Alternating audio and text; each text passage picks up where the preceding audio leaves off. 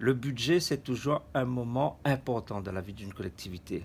Et c'est là où on décide de ce que l'on va faire dans l'année. Eh bien, nous allons consacrer un gros budget, 1,650 milliard à La Réunion, dans tous les domaines, collège, route, éducation, famille, personnes âgées, jeunes, tout ce que le département fait. Et dans ce budget, vous avez bien remarqué qu'il y a encore beaucoup de dépenses en lien avec le RSA. Donc c'est un sujet majeur, mais c'est un sujet de responsabilité et de solidarité. C'est un budget qui reste contraint tout simplement parce que les dépenses augmentent plus vite que les recettes. Et c'est ça le problème du département. C'est que nos dépenses, notamment de dépenses obligatoires, dépenses sociales, augmentent de 4, 5, voire 6%, alors que les recettes n'augmentent pas, parfois même ont tendance à diminuer.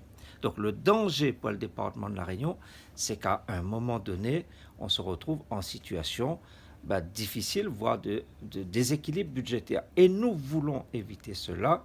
C'est pour ça qu'il y a cette demande très forte, avec un avis favorable de la part du gouvernement, de recentraliser la dépense du RSA, qui représente dans ce budget près de 630 millions d'euros. Cette année, nous mettons l'accent sur 3 volets essentiels. D'abord, la lutte contre la pauvreté et la précarité. Et là, nous travaillons avec le délégué interministériel pour construire un plan qui sera celui qui permettra au département d'apporter plus de soutien à toutes celles et ceux qui sont dans la précarité. Je pense notamment bien sûr aux jeunes, mais je pense aussi à nos grands mounes avec le lancement du plan senior. Ça veut dire quoi? Ça veut dire qu'on va mettre des mesures en place pour lutter contre le décrochage scolaire, l'éducation populaire, le soutien aux associations qui apportent de l'aide alimentaire. Tous ces sujets, on va les accompagner dans le cadre de ce projet de budget. Donc plus d'aide aux familles en difficulté. Et quel est le budget pour ces familles en... De l'ordre de 15 millions d'euros. Ensuite, nous allons apporter aussi une aide à l'amélioration de l'habitat, puisque ce sont près de 17 millions d'euros que nous consacrons à l'amélioration de l'habitat pour toutes ces familles en grande difficulté.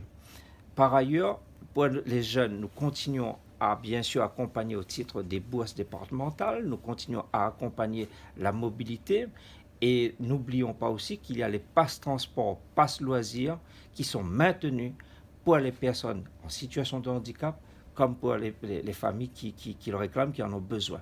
Donc nous maintenons tous nos dispositifs d'aide, APA, chèque santé, passe transport, passe loisirs.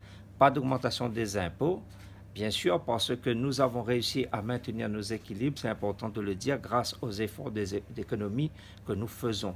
Les frais de personnel diminuent, légèrement quand même, mais diminuent. Les charges de fonctionnement de la collectivité diminuent. Et je tiens à souligner que nous voulons travailler, par exemple, avec le CIDELEC pour faire baisser la facture énergétique du département de La Réunion. Nous avons diminué les charges en lien avec le parc automobile. Donc les frais de fonctionnement de la collectivité baissent de 10%. Ça représente combien? Cela représente à peu près 5 à 6 millions d'euros.